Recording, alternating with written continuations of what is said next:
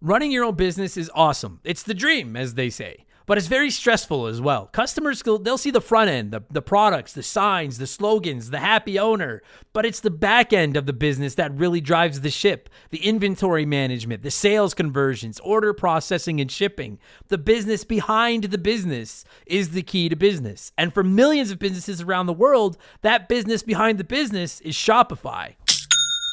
Nobody does selling better than Shopify. They're home of the #1 checkout on the planet, which is why so many businesses work with them. And Shopify brings the heat with their secret weapon, Shop Pay, which boosts sales conversions by up to 50%. And that means way fewer carts are being abandoned to checkout and way more sales are going. If you want to grow your business, you better be ready to sell anywhere and everywhere your customers are. Scrolling social media, on your website, in your store, and everywhere in between. It's no secret. Businesses that want to grow with Shopify. Upgrade your business and get the same checkout Heinz and Mattel use. Sign up for your $1 per month trial period at shopify.com/RTG, all lowercase. Go to shopify.com/RTG to upgrade your selling today. Shopify.com/RTG.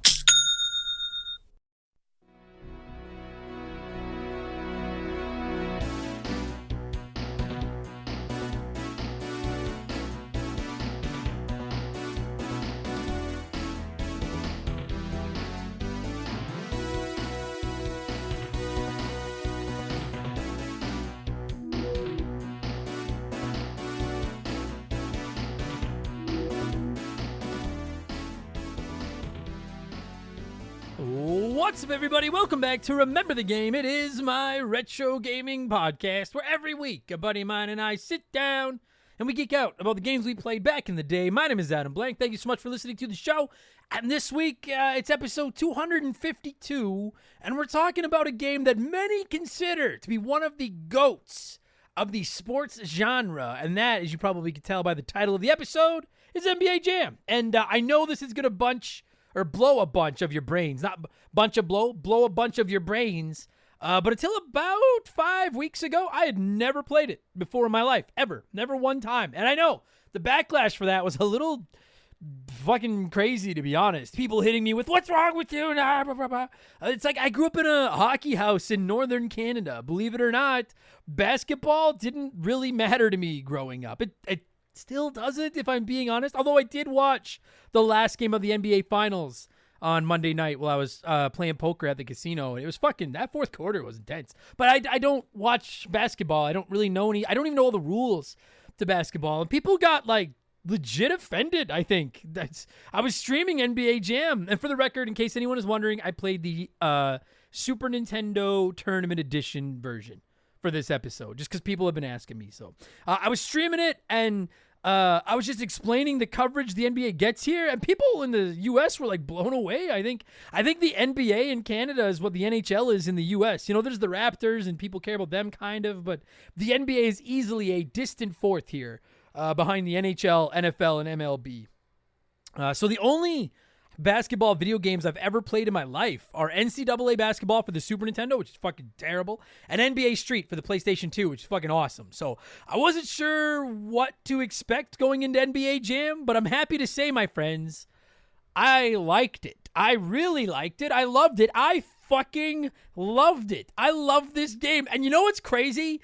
If you're a new listener to the show, if you go back through our archives and listen, I have a bit of a temper when it comes to video games sometimes. And I'm sometimes a poor loser when it comes to vids. But I only won one game in probably 30, 40 some attempts at winning a game at NBA Jam. I won one game, and I still fucking loved it. I loved playing it. It was so much fun. The only player from the game I recognized was Scottie Pippen. I don't know the rules, the players, the teams, the terminologies, but none of that mattered. This is one of those pick up and play it games that I think anyone can enjoy.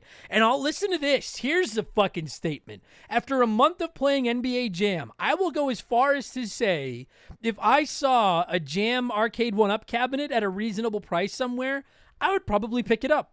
This game is so much fucking fun. My buddy Brad is my guest this week. He's one of the biggest hoopers I know. I think that's what you call a basketball fan. And he grew up on a steady diet of NBA Jam. So he was stoked to give me a shout and talk about why everybody loves this game so goddamn much. I come across as completely incompetent this week, more so than normal. But we still had a great time talking NBA Jam. And we're going to get there in just a minute because speaking of coming across as completely incompetent, it's time for another edition of the Remember the Game infamous intro. Dun, dun, dun, dun, dun, dun, dun. If you're new to the podcast, welcome aboard. Consider this your warning. Our intros are kind of long, but they're fun. We talk video games and stuff. Give it a chance. And I promise you, I understand practically everything we talk about in the infamous intro better than I do basketball. So give it a chance. Have a listen. But if you do want to skip it, you're just here for NBA Jam talk. Go about 30 minutes up the road. You'll hear some music. We'll be into NBA Jam, all right? I got to do my plugs. It's how we keep the bills on. We have merch. We have hoodies, t-shirts, coffee mugs, posters, all kinds of stuff. Rocking incredible art drawn by my man Joe from 4545creative.com. You can find our merchandise at rememberthegamepodcast.com. If you're interested, it is a superb way to support the show. And of course, if you don't like clothes, I get it. I understand. We don't have any basketball jerseys, so maybe not for you. You could always just support us on Patreon. We won't take much of your money. Subscriptions start at $2 dues a month. $2 a month. A month, not a week. $2 a month. And you can get yourself up to 4 additional podcasts in a week. Every second Monday, we do Purple Monkey Dishwasher, our new Simpsons podcast, hosted by both myself and former Hall of Famer Mark McHugh. We're going through the entire series. We're 8 episodes in. People seem to really be loving it, if they're Simpsons fans anyways. Every single Tuesday, I drop The Rambling Idiot, which is my, vlogging podcast. I talk about my comedy career, TVs, movies. Anyone that's seen me posting about all the movies I'm watching on Instagram lately, I do mini movie reviews on The Rambling Idiot. I talk about sports and life and just whatever else I feel like talking about. Every Friday is Game Patch, which is my modern gaming news show where I talk about the biggest stories in gaming, new releases, I give out sales picks, etc. And then Expansion Pass goes live every Thursday, and that's a different gaming show every week. We do rankings, we look back at characters, consoles, there's comedy episodes, there's a ton, fucking dozens of modern game reviews in there, almost all spoiler free. There actually was no expansion pass this past week. I took a couple of days off to deal with my dog. She got very sick, so that's why this episode of Remember the Game didn't go live last week either. So thank you for all the nice messages and everybody asking how she's doing and everything. She's very good now, practically 100% better, back to being a pain in my ass. So thank you for all your understanding. But the week before this past week, it was expansion pass 164, which was stories from 250 episodes of Remember the Game. And I just kind of shared some behind the scenes takes and stuff, and people seem to really enjoy it. And as is becoming tradition, here is a sneak peek of the last episode of Expansion Pass, looking back at 250 episodes of Remember the Game.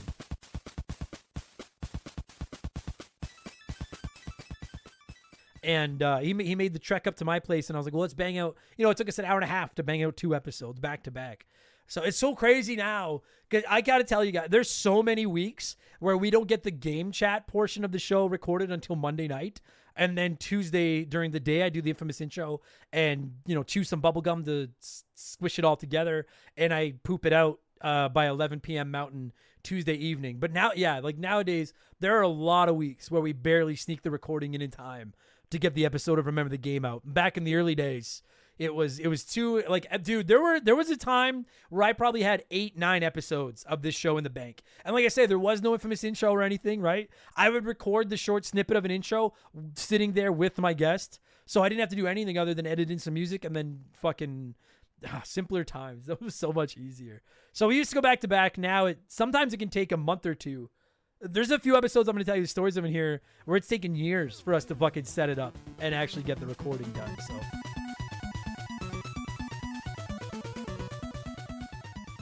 So that's now available on our archives. And this week we're back to normal, back to our standard schedule. And it's Expansion Pass 165, and I'm finally ready to talk WWE 2K23. I've been playing it pretty religiously for a month or two now. And with AEW Fight Forever dropping in 2 weeks, I figured I'm probably going to end up shelving WWE for at least a little while. It's hard to balance 2 wrestling games at the same time.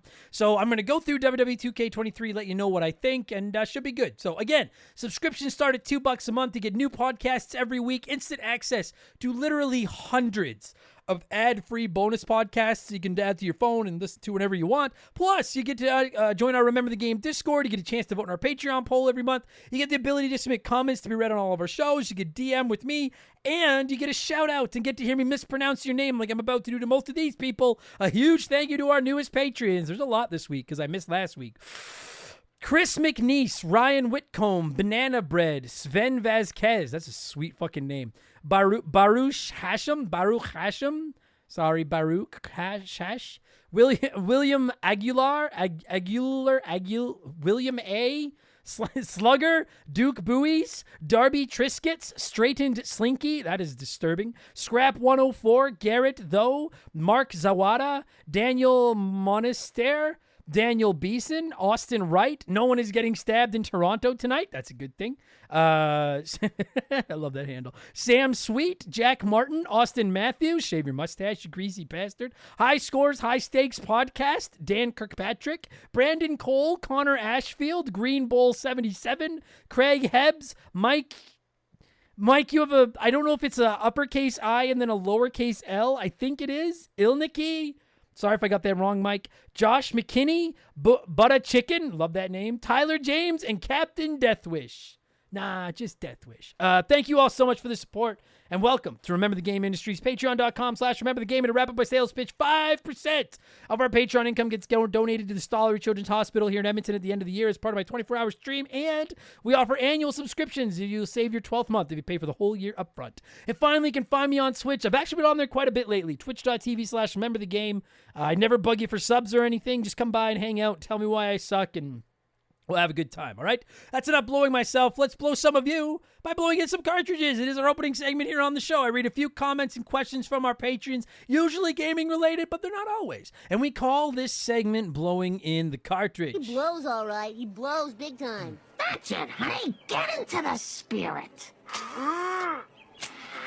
Gotta tell you, man, when I do the podcast every week, it hasn't gotten boring yet, but there are weeks where I'm kind of on autopilot at times reading this. But I take 1 week away from podcasting, and I'm just like foaming at the mouth to get back. I love doing this. Let's blow. Our first blower this week is Stricker. I did not mean to say it like that. Stricker wrote in and said, in line with the name of the segment, what are some other things you tried to get a game or console to work back in the day? Of course, everyone's blown in the cartridge, but I remember blowing into the slot the cartridge goes into, blowing into memory cards and their slots, using a cotton swab and rubbing alcohol to clean PS2 and GameCube discs. I honestly have no clue if any of this worked, but as a child, getting a game to work was always such a good and relieving feeling. I still feel that way when I get one of my old consoles to work. I never did rubbing alcohol on a Q-tip and then the bottom of a disc. I don't know. Like all I've ever done to clean a disc is like, and then my T-shirt. I don't know if that's better or worse than rubbing alcohol on a cotton swab. That seems fucking crazy. Yeah, we used to blow in the NES all the time. We did the classic hold reset for like 10 seconds and see if that would work.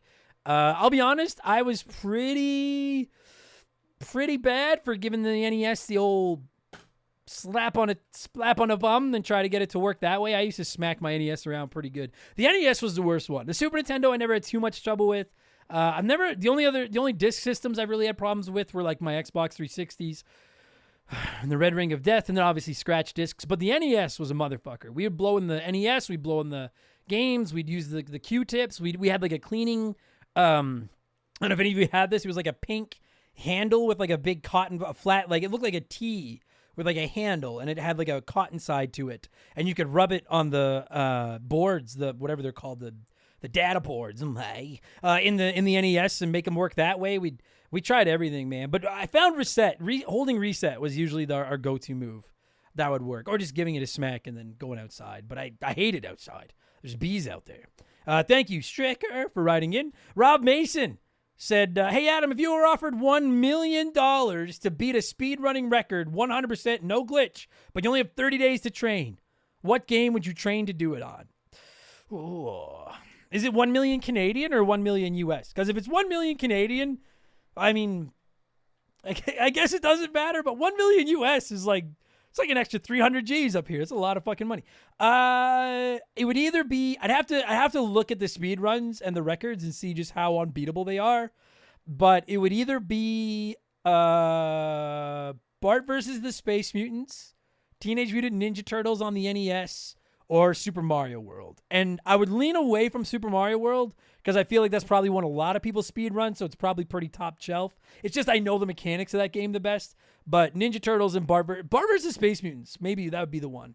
I feel like that'd be my best bet. As long as I can get past that fucking dinosaur in the fucking museum. And if you've played it, you know. Fuck that guy. Yeah, that'd probably be the one I'd go for. Fill up my mouth with farts. Wrote in and said, "Hi, Adam, question for you. Would you rather fight 100 duck-sized horses or one horse-sized duck?" 100 duck-sized horses without even blinking. I don't know if I'd want to fight one duck-sized duck, much less one horse-sized duck. That thing would fucking destroy me. But 100 horses are nice, right? 100 duck-sized horses don't seem nearly as intimidating. Frankly, 100 duck-sized horses don't sound as intimidating as 50 duck-sized ducks. So I'm going to go with 100 duck-sized horses all day. Thanks for writing in, Philip. Forrest Whitaker's left eye versus Adam's right eye. For the record, my right eye is the one I'm blinded. So I'm not sure. I don't know who Forrest Whitaker is. So I don't know if that was like an intentional thing or not. But my right eye is my eye that doesn't work. Phil Forrest says, "Hey, guy, with the Mario movie doing so well, it looks like Nintendo movie it's looking like Nintendo movies and TV shows are gaining steam. Do you think that Zelda makes a better show or movie, animated or live action? I'd probably prefer live action Zelda, but I'm open to hearing your stupid opinion." I would definitely prefer it to be animated, and I know I'm probably in the minority there, but I like if it gets live action, like I'm worried it's just gonna be like Lord of the Rings or like all the other fucking boring ones that I don't want to watch. I want it animated, like frankly in the same art style as the Mario movie, because then it would make it easier for the crossovers too. So I think we will get a Zelda TV show or movie. I would like to see it animated in that Nintendo, like the Mario Brothers movie art style, and I think I would prefer a movie.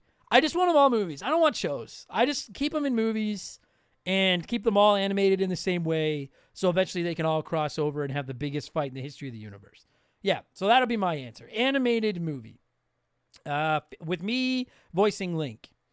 Excuse me, princess. Philly D. Shout out to anyone who gets that reference. And I know a bunch of you do, yeah.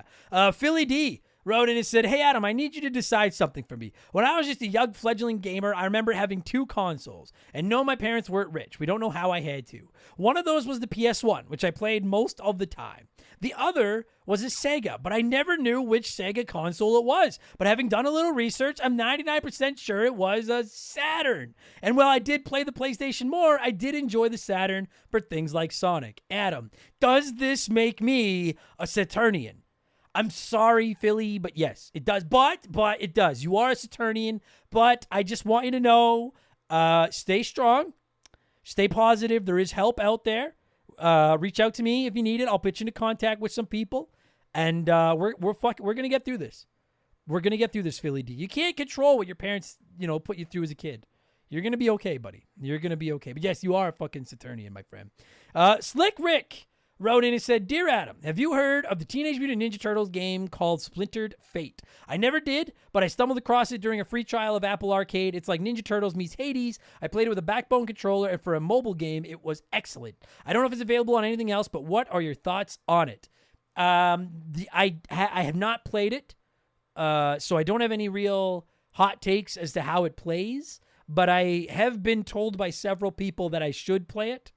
I don't know if I have Apple Arcade. So I'm going to have to look, because people have been telling me that this, it's Turtles meets Hades, and it's a mobile game, and apparently it actually is very good, but I'm not paying for, I fucking don't play a lot of mobile games. I'm not paying for Apple Arcade to try it. I'll have to look and see. If I have Apple Arcade, maybe I'll download it and give it a chance, because I hear it's actually surprisingly decent. So, man, fuck yeah. Like, look at the Turtles, right? We got the Cowabunga collection, fucking slaps. We got Shredder's Revenge, which is the best Turtles game ever made. Apparently this mobile game doesn't suck. Now we're getting the Last Ronin game. It is. The fucking new movie is like a month away, and I don't give a fuck who hates on it. I can't wait to see that movie. It is a good time to be a Turtles fan. Fuck yeah. Adam Zarobiak. That is so much cooler than Adam Blank. Fuck, I wish my last name was Zarobiak. Adam Zarobiak said, "Hey, Adam, after your 250th episode and listening to your concerns about Remember the Game starting to be more thoughts of games you've just played versus memories of games you played growing up. I just want to say that I'm enjoying the content you put out regardless. Going back through old top secret episodes and expansion passes, they hold up well, I think. Anyway, thank you, Adam. Anyway, who wins in a gentleman's brawl and who wins in a street fight? Higgins from Adventure Island, Rash from Battletoads, and Bomberman, or Birdo from Mario 2, Michelangelo from the Ninja Turtles, and Gino from Mario RPG. Michelangelo's team wins both of those. And that's not even a... Michelangelo on his own could take Higgins from Adventure Island, Rash from Battletoads, Bomberman, Birdo, and Gino. Like, Michelangelo on his own could fucking take them. But then you throw Gino and Birdo on his flanks, spitting eggs and shooting punching fists at everything, and it's not even there's no debate. Michelangelo on his own puts this whole thing over the top. If you want to, like, if you had thrown fucking, I don't know, who could you throw on the other side to balance without using another one of the Ninja Turtles? I don't know who you throw on the other side. Maybe throw like a Kratos or something on the other side. Now we got a situation. But as it stands, as posed by you, Michelangelo's team wins both, and Birdo and Gino could probably go for a beer if they want. Michelangelo's got this. And finally, before we move on, as always, it's letter time. It's letter time. French Froggy wrote in and said, "Hi, Adam. Don't you think it's a little risky by Sony to port all their exclusives to PC, the next one being Ratchet and Clank? I mean, why buy a new PlayStation console when you can get the exclusives elsewhere, unless you're really not a PC guy, like a certain host of a certain talk show?" Thank you for writing in, French Froggy. I don't think it is. I think, first of all, Xbox has been putting their games on PC since, like, day one, right? Like, didn't Halo Infinite hit, like, PC the day it dropped? And they seem to be doing okay. They're not as successful as PlayStation, but it seems to be doing okay. So even if they were releasing them day one, I don't think it's the end of the world personally. And, like, dude, the games that PlayStation is porting over to PC are usually 2, 3, 4 years old. I think at this point you can usually get them for 50+% off, either used at a GameStop or fucking on the PSN or whatever. So I think at this point what they're doing is like say, so you're using Ratchet and Clank as the example. You take the Ratchet and Clank sponge and you dip it into the profit butter, and then you wring out all the profit butter you could possibly, I don't know why I'm using butter, all the profit butter you could possibly get out of that sponge. And now it's to the point where it's like, when you're like rinsing out a washcloth or something, and if you really come up with a new defies logic and physics way to twist that cloth, you might get another 2 or 3 drops of water out of it. I think once the games are there, now they're mopping up the side of the bucket, which is the PC, and then throwing it back out there for a little bit more of a ring. I don't think they're doing anything wrong. I think, like if somebody, I ask you this, I'll turn it around, even though I guess you can't answer because you're not on the podcast. Is there a single person out there that's like, oh, I'd really like to play Spider-Man 2, but I'm not going to buy a console for it because there's a chance in 3 years it'll get ported to PC? Do you know what I mean? Like, I don't think they're doing anything wrong. I think they're just making a little bit more money off games they have, which I'm all for. And I'm even all for putting them all on PC because it's just opening them up to more players. And like I said, people are just going to, at this point, people could go down and buy them used anyways. Not on PC, but they're getting no money out of the used ones either. So, no, I think it'd be a little risky, but because I think Sony, at least maybe not everybody, but for myself, I buy PlayStation consoles for PlayStation exclusives. I play most of my multi-platform stuff on my Xbox, but I will always buy PlayStation systems for their games. And I've already said it, the 2 games I'm most excited about right now are Spider-Man 2 and Final Fantasy VII Rebirth, both PS5 exclusive. So, I think if they were putting them on PC day one, perhaps they would be costing themselves some sales, but 2 or 3 years down the line, I don't think they're really hurting themselves at all. So no, I frankly, in my opinion, they're going about it the best possible way they could, in my opinion. But anyway, thank you, Froggy, for writing in. Au revoir, because you're French. Thanks to everybody that wrote in, as always. I almost burped into the microphone. We got to get moving here. Let's change things up and get into our Smash Hit segment, the official game show of Remember the Game Industries. It is Play One, Remake One, Erase One.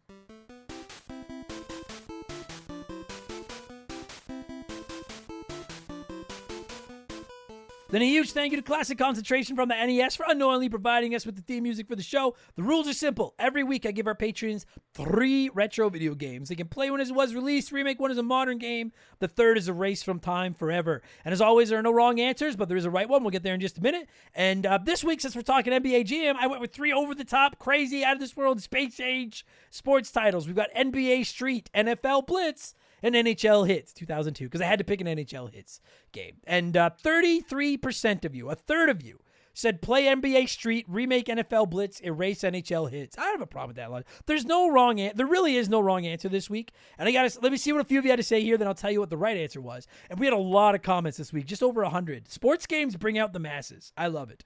Mexican Mozzarella wrote in and said, play NHL. I've never played a hockey video game, and maybe I'm missing something. I'm not going to get mad because that's the sheet I took when I said I'd never played an NBA game. But yeah, hockey video games are fun. So play NHL because I've never played a hockey video game. Remake NBA because I've always wanted to play these games and I'd love to play them if they had a fresh coat of paint. It's also the first and only game at the time that included MJ. And then erase NFL Blitz because I'm not a fan of football. I did not know about the MJ thing. Is that true? That was the first and only game at the time that included MJ? I'm not doubting you. I truly don't. Wasn't there Larry versus Jordan versus I don't know. Doesn't matter. Anyway, good. All right. Sound answers. Mexican Mozzarella. I like the cut of your jib. BB wrote in and said the community got this one right. Play NBA Street because I did recently and it's very fun. Remake NFL Blitz because imagine upgraded graphics on that, and then erase NHL Blitz or NHL Hitz. Pardon me. Because they already fight in real hockey, so I can just watch an NHL game. BB, that is the most logical fucking take I've ever heard. Admittedly, hitting isn't like it used to be, and shit's not like it used to be in the NHL these days. But like Scott Stevens would be a fucking criminal in today's NHL. If you don't know hockey, it doesn't matter. But that's sound logic. Play NBA Street because it's fun. Remake NFL Blitz because it's rad. And then erase NHL Hitz because I could already just watch a hockey game. Well played, BB. Well fucking played. Bulbrosaur, love that handle, said, for me, it comes down to the fact that we need a new arcade-style football game very badly. Taking the original Blitz, polishing the gameplay, and updating the graphics would make for a seriously good game. That leaves me with which of the last two I'd prefer to play, and that would be NBA Street. The game was dripping with style when it released and had some fantastic gameplay, bright, crisp visuals, and a pretty solid soundtrack. Unfortunately, that means NHL Hitz has to go by process of elimination. It's a tough decision, but them's the rules, and I'm no animal. No, you are not. You're a Bulbrosaur, and you have fucking class. So thank you for playing by the rules, my friend. Winter Crocs said, play NHL. I would love to puck around and find out. I like that. Remake NFL Blitz. I would make it into a VR game so I could deflate the balls just a little bit. Fucking nice. Those cheating bastards. And then erase NBA Street. I love this game so much. However, one time I lost to my friend and slammed my controller down, breaking it, then proceeded to yell, how did I lose to a child like you? I still cringe about that asshole moment today, so if I erase the game, that memory would go with it. That's fucking deep, Crocs. You're not the asshole. Your friend's the asshole for beating you. You're fine, buddy. Scary Terry. Remake Hitz because hockey is the best sport. I like it. Erase Street because I don't care about basketball. Blitz could also use a remake, but I'll play that because rules is rules. You fucking right there. I almost choked on my own rage here. I thought you cheated, Scary, but you played by the rules. I respect that. And Dabs All Day said, play NFL Blitz because I got some awesome memories playing that with my friends back in the day. Erase NBA Street because basketball is man to me. And Remake Hitz because it's the best arcade hockey I've played. And also hockey is the superior sport. It's subjective, but yeah, you're right. Although I will say, I think I've become I'm not kidding. In the last decade, I really think baseball has surpassed hockey as my favorite sport. That's insane. Anyways, I'm going with the runner-up answer. 19% of you said this, as did Fuzzy99, who said NHL Hitz is one of my favorites to play on my steamer when I need some old school sports. If I had my choice, I'd remake Blitz and Hitz, but them's not the rules. So I'll play Hitz because I usually do anyhow. I'll remake Blitz because it could use a revival, and basketball is boring. See ya, NBA Street. I mean, NBA Street isn't boring. I understand what you're saying, but NBA Street's pretty dope. I would go with the same order, my friends. I would play NHL Hitz because I think I only ever played it one time. I know, but I think I only ever played it once, and I love hockey, so I'm sure I'd probably like it. I'm going to remake NFL Blitz because I've never played it, I don't think. I know, get bad. I didn't get into football until the last decade or so. But NFL Blitz looks awesome, and I don't know the old football players, so I'd remake it with new football players. And then I'm going to race NBA Street. I think this game is fucking awesome, but it's the only one of the three I have played, and I want to play some new games. So Sorry, NBA Street. Thank you, everybody that wrote in to play along, as always. We got to talk NBA Jam, and I want to tell you what I've been playing over the last fucking 14 days because I've been on here. We're going to do all that in just a moment after we pause for possibly a quick word from a sponsor. This is an ad by BetterHelp. A band once said, "Work sucks, I know." And I think most people agree with them. Workplace stress is now one of the top causes of declining mental health, with 61% of the global workforce experiencing higher than normal levels of stress from their jobs. And while walking away from your job might not be an option, taking a little time every day to focus on yourself and your mental health can make a huge difference. I know in the summer I try to get outside every day, get a little bit of sun, and just enjoy the outdoors. It really helps. At least until my allergies attack, and then it's ugly. It's important to take steps to combat work stress, and therapy can be a huge one. It's not just for overcoming trauma. Therapy can help you define work goals, set some work boundaries, develop coping skills. It's like a cheat code for life. And if you're thinking, man, I'm too busy for therapy, well, look into BetterHelp. They make therapy as convenient as possible. You can meet with one of their over 30,000 therapists online and on your schedule, just like over 5 million people around the world already have done. As the largest online therapy provider in the world, BetterHelp can provide access to mental health professionals with a diverse variety of expertise. Unwind from work with BetterHelp. Our listeners get 10% off their first month at BetterHelp.com/rememberthegame. That's BetterHelp, HELP.com/rememberthegame. We've had some great partners over the years here at Remember the Game, but I don't know if any of them have hit home for me quite like Hometown Hero does. No pun intended. Don't start. It's a transparent, honest cannabis company that helps people and gives back to those that have served their country at the same time. I mean, come on. As soon as I read about these guys, I knew I wanted to work with them. Hometown Hero is a cannabis company out of Austin, Texas, and they were founded back in 2015 by a U.S. veteran. They have two goals: create premium hemp products that can help everyone, and to support veterans by donating a portion of those profits to organizations set up to take care of those who have served. Hometown Hero products are of the highest quality, and everything they offer is made right there in the U.S. of A. Gummies, caramels, chocolates, drink mix. There's something for everyone. And what's more, their hemp is grown locally in Texas, which is something they should and do take a lot of pride in. And they offer certificates of analysis for everything they sell because they want to be clear that their products are as advertised, both in terms of potency and ingredients. No contaminants, you get what you pay for. Just how they conduct business is enough to get my good eyes' attention. But when you circle back to the fact that the company was founded by a veteran and they put such heavy emphasis on supporting veterans, this isn't just lip service. I'm not reading a script I was given here. I'm proud to have Hometown Hero associated with Remember the Game. Reclaim your evening. Visit hometownhero.com and use code RTG to take 20% off your first purchase. That's hometownhero.com, code RTG for 20% off your first purchase. Okay, what have I been playing over the last 14 days? I've been playing Metal Gear Solid 3 Snake Eater. I'm playing the original version on my PS2. That's going to be next week's episode of the show. And I'm just going to fucking... I hate to tip my hand, but I got to be honest with everybody. I'm very anxious about this episode. I'm going to put my cards on the table right now. I don't like it, all right? And I don't think it's a bad game at all. It's just... I don't like the Metal Gear games. I don't like the way they control. I don't like the story. I hate stealth. I don't like anything about these fucking games. So...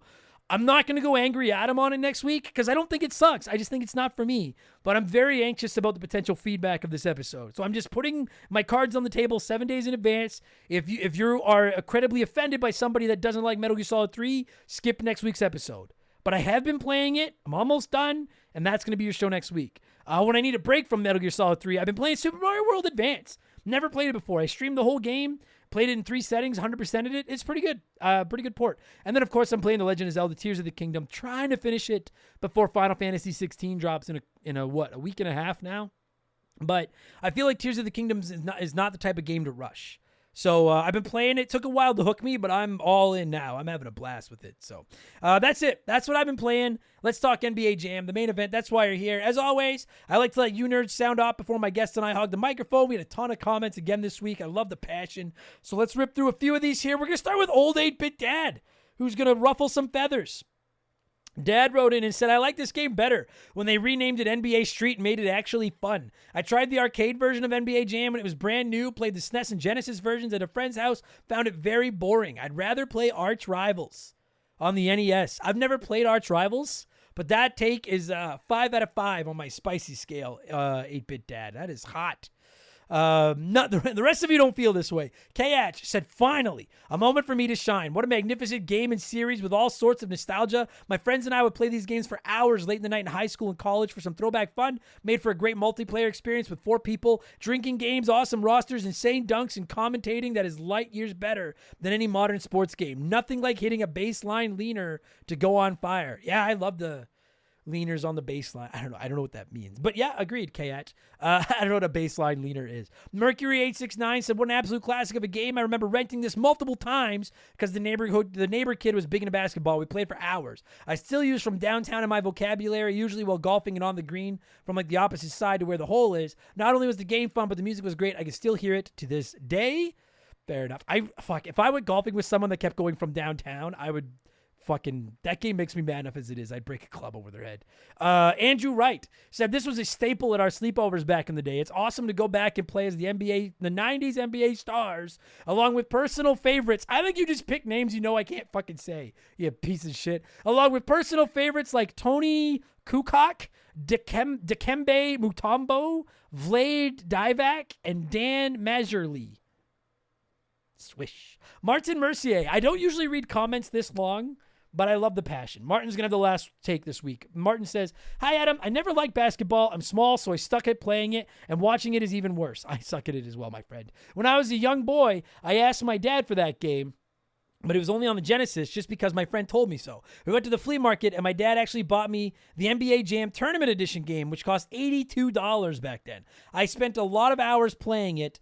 Maybe not having a lot of other games helped. Thank God you could rent games at that time. I remember having a poster coming with the game with all the cheat codes you could use in it. I don't remember much about it, though. I don't remember much else about it, though, but some of them were really amazing. My favorite team was the Hornets of Charlotte because I thought they were a Canadian team. I actually discovered a couple years later that was not the case, and I was always thinking about the Charlottetown in Nova Scotia. That is the best that is the most pure fucking letter I think we've ever had written into this show. Tip of my backwards cap to you, Martin Mercier. It sounds like you know as much about basketball as I do. I fucking love it. Thanks to everybody that wrote in. I know a lot of you love this game. I've talked long enough. Let's fucking get to it. I'm going to queue up some NBA jams. Huh? And when they stop, my buddy Brad is going to take me to school and teach me all about NBA Jam, which originally released in arcades back in April of 1993. Enjoy the podcast, everybody. Let's go.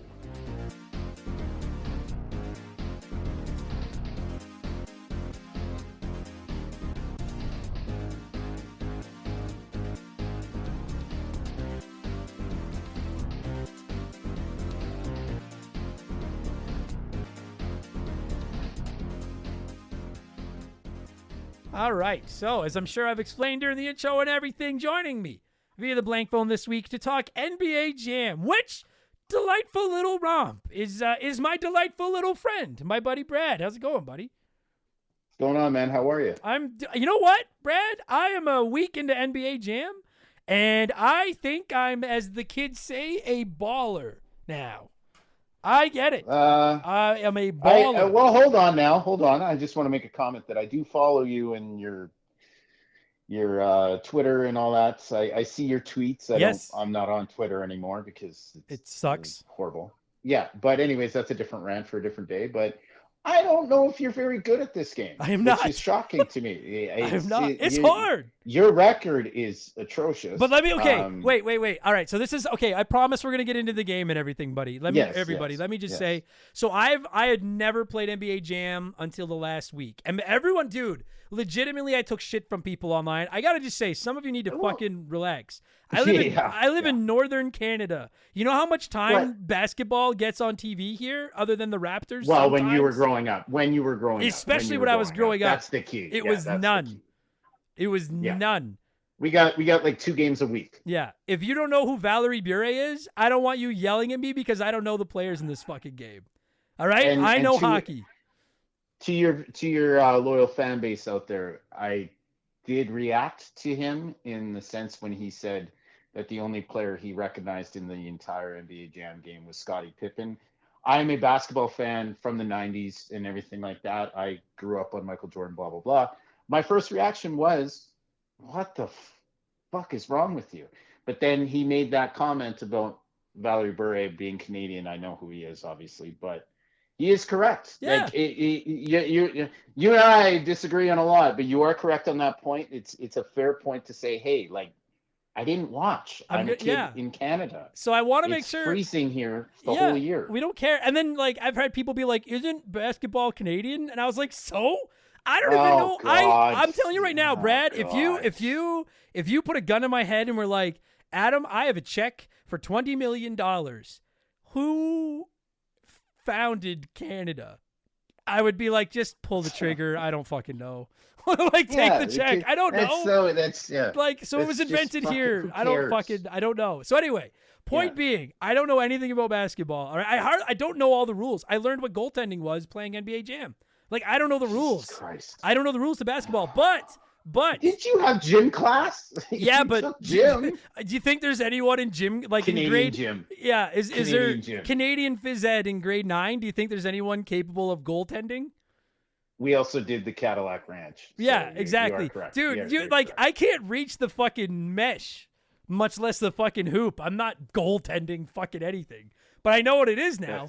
But the point I wanted to make is, no, I'm not good at this game. I don't want any of you NBA Jamites to freak out. I really, really like this game. It's going to get a very good review, I promise. What was your? By the way, can we just confirm your record, please? Yeah, that's where I want to go. Okay. I want to say, I don't know if there are any. Hang on, I got to look up. I have the video here on my computer because I couldn't remember who I played as. Orlando. Or Magic? Orlando Magic. Now, wait. God. Before everyone's like, oh, you got to play as Utah. You got to play as Chicago. I played as all the teams, and I lost with all of them. So I don't want to hear it. Okay. All your teams suck. I won with the Orlando Magic, and we beat the Indiana Pacers. So I would just like to say to anyone listening to this that happens to be an Indiana Pacers fan, you are the 1 in 1-31 because that's the team that I beat. So fuck the Pacers. What a bunch of scrubs. No, I'm very bad at this game. Are you bad? You're probably pretty good. No, well, if we're going to get into it now, my first question to you is because I love this game. I loved it more in the arcade than I did on the port of video game systems because, well, back in that day, in that era, usually the arcade was always better. But you didn't play this in the arcade? I never touched that's it. No. As not an NBA fan, but this was such a phenomenon for me in like those years of seeing these killer arcade games come out. I thought you would have at least played this. No, I remember seeing it in I didn't really live near any arcades growing up. Like I didn't get to go to very many. True, I didn't. Yeah. It was like the occasional cabinet. Like there was a Street Fighter cabinet at the Canics near my house that I would put a quarter in and lose at. But by and large, if I'm in a place with a bunch of arcade cabinets, I'm either looking for the Ninja Turtles or the Simpsons, or I'm going for like Donkey Kong and Pac-Man and stuff. So I saw the cabinets, but I never had any interest in going over and playing them. Like I know NBA. You can't not know NBA Jam. Like it has to be. It has to be one of the most iconic sports games ever. As usual with Twitter, I think people are overblowing what you're saying because they're like, "You never what?" It's like, no, it was unreal. He's seen it. He's played it. He probably watched it and was like, I'm gonna go play some. I don't know who those. I don't watch basketball. I get the game. It looks cool, but I'm going to go play something that I enjoy. The thing about okay. Yeah, that's okay. See how easy that was, Twitter? It's okay. No, I'm going to get lit up now. Fucking people are going to be like, you're an idiot. No. When I would walk by and look at it, like, truthfully, because I swear on my life, I had never played NBA Jam until this past week. In case, because I know some of you are going to ask, I played the Super Nintendo version of Tournament Edition to get ready for this show. But I would walk by and look at it, and, like, I assumed it was semi-simulation-y. And I was like, I don't even know the rules. I don't want to play that. And then when I finally sat down and started playing it, I was like, awesome. I get this. I was like, this is two buttons. This makes sense to me. I'm not good at it. Yes. I think the computer cheats, and I'll fucking get there. It's bullshit. But I think it's a really fun game. I definitely think it'd be better experience. Now, next time I see this in an arcade, I 1,000,000,000% like 4-way play, man. Dude, that has to be the way to play it. Playing it with your friends has to be the way to play it. Yeah, it's very, very good. And that's where I started, was getting 4 buddies on an arcade machine at the old Ready Marts. Sure. Shout out to them. It was great. It was the Red Rooster actually back then. Red Rooster. Because the thing about it is and you and I have talked about this in other old episodes of the show, like when it comes to sports games, to me, like I guess technically I would say there's 3 categories. I was gonna say there's 2, and there's like the more simulation-y sports games, which have really become the prominence over the last 15, 20 years. With your FIFAs and your Maddens and your NHLs and your NBA 2Ks and stuff like that, the show, etc. Amazing. Which is the best. And then you've got your arcadey ones, and be it like your Mario games or your NBA Jams or your old NFL Blitz, NHL Hitz, like those types of games. So I was gonna say there's 2 categories, but now I'm like there's a 3rd category, and that's the shit games. And we're not gonna get into those today because this is by far and away the second one, the simple, less is more, arcadey. And what I love about this game is, as someone that literally didn't know any of the players and didn't know the rules, I could pick it up and I learned how to play it within 1 game. I knew how to play. Yes. Yeah. Then I need to get good, but I know how to play. Yeah. I see. Which you're not. Right. Which you're not. I'm not at all. You're not good at this. Not at all. Which, by the way, this is. I'm not saying this is the first time on this show, but you don't generally struggle this bad when you start playing these games. Like you've always been that dork that could figure a game out, but this is like there's certain genres. Yeah, I mean I'm wondering if basketball. But you know what I mean? Genre. Like you're always going to make your points. Again, I'm giving you a little bit of praise while tearing you down, but you're always you adapt to the game, and this one seems to have said you truly are Canadian. All right. You're Canadian 5'8". Technically, you're one-eyed. Yeah, you're not good at basketball. No, video game. I've said that. I've said it to many people. I'm like, dude, I'm short. I'm from northern Canada, where I can't even go outside for 5 months a year. Like I'm 5'6". I have no jump. 5'6". I am 5'6". I'm 5'6". That's bullshit. I'll bet you my house. I am 5'6". Really? I have that no hair. That's no why you vert. grew it out. Anyways, that's a exactly. story. I have no vert. I have no depth perception. No, I struggle. I would love to actually see you physically jump. It's George Costanza. It's George Costanza when he wore the shoes with the pads on the bottom. That's me. Yeah. I can barely I make about 1 out of 3 layups. Like I am truly terrible at the sport of basketball. You're Canadian white. Yeah. I know I can't really say that. No. I think white men can't jump. It's the facts. We all know. Yeah. See, we all the know. movie. It's just got the title. It's cold here 9 months out of the year. Right. And you're not wasting your time because you're 5'6". Exactly. On a basketball court. I'm out during the 3 months that we get. Exactly. So it transferred over. It transfers over to video games. All right. I'm just not. Yeah. You walked by in Blockbuster and said, no. No, not I don't for think me. so. But yeah, which is fair. But now that I've played it, so that's where I was gonna go with the simple versus the I like a good simulation sports game because the thing about them is like an MLB The Show or an NHL. I know people play them online and that kind of stuff, and that's great. Personally, those are the games that I lose myself in the single player career modes of because there's a lot of replay and a lot of depth. To me, a game like NBA Jam, I've been playing it on stream for an hour and a half at a time, and it's a lot of fun. But I kind of put it in the class of Blades of Steel and those types of games where I'm it's a good time, but playing it by yourself, it's not that good. It's a pretty thin experience. It's got a shelf life. Yeah, it does. Shelf life. Clearly, this is meant to be played with friends, and now that I've played it, I can't wait to get on a cabinet and start bro. Even okay, so let's get into the actual gameplay. Even just to have a fucking teammate. Because your computer teammate is the most useless sack of. Yeah. It's like I said it while I was streaming. It's I was the era, man. Dude, as I'm playing it on stream, I'm like, it's like I have me as a fucking partner. This guy is terrible. Do something. Fuck me. They catch, and you literally have to hit shoot for them to shoot. And then they don't even always shoot. Have to, give me the fucking pass. Pass. Just give me back the ball. You feed them and if I use any basketball terminology wrong, I want you to correct me because I'm learning. Okay, here we go. All right. So I scoop the rebound. and then I dish the ball to my friend. what? I You dish the scoop ball off. I scoop Okay, the yeah, ball. dish is okay. and- Scoop is that you grab the okay, yeah. Let's go with grab. You grab All right, the rebound. I grab not the scoop. rebound. You're not scooping anything. I grab One. the rebound. You can dish it, Magic Johnson. Then hey, I old dish school. the ball to my teammate, Yeah. who's got Yes. a breakaway to the hoop. Yeah, okay. And Well, I'm thinking to yeah. myself, buddy, that is 2 easy points. No. Take no, it not to the hole. Just go and put it to there you go. Take it to the house. Take it to the hole. Take it to the house. And they fucking Yeah. they take their sweet ass time, and then 2 out of 3. And then they stop. They They dead stop, and then they just try to they do a jump shot. You know what a Yes. jump shot is. And you're like, why didn't you just do the dunk? And I'm like, Dunk I want it. it's right there. Like the whole reason people Fly play through the air like the game. Like Yes. it's very exhilarating, and it's a wonderful game that has great graphics.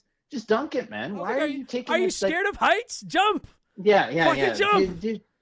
You're not Ugh. me. You're not us, 2 white Canadians. It seems Generally, like they're people that are, good at this. it just seems like it very much. So I'll ask you, if you're playing with one friend, you're going Yes, down to sir. the arcade cabinet, you guys got a couple quarters, yeah. you're going to play. Are you going Yeah. are you playing against each other, or are you teaming up against the computer? Your teammates. Okay. Your teammates, and you're playing against the computer, and you're working together. Or like, and then that's the beauty of this game. Is like it's like, okay, if there's only 2 of you, we could jump in together, play in the same team, we roll. But over time, you throw in another couple of quarters, and you're like, okay, let's play each other. But then it's even because both of you get the stupid Right. computer guy. No probably. question. Again, I'm saying stupid, but yeah, It's stupid. It's just true. It's stupid. They're dumb. Like, It's like every sports game growing up. This was the era where if you're playing a sports game and you give the computer player teammate a chance, you can't. He's gonna fuck it up. Yeah. And you got to I get it off his stick, get it out of his hands, get it out of his glove. Like just. I would This love. was- Like Yeah. I would legitimately fucking love an opportunity to play this with you or one of my friends, we will. and to have 2 people on the will. same team. And then here's the thing, because I got to be honest with you, dude. I understand that the jamming, the jam Yeah. portion of the title, the dunk, yeah. dunking. Yeah, I there you understand go. that Yeah. is the everybody loves like chicks dig the long ball, chicks dig the Yeah.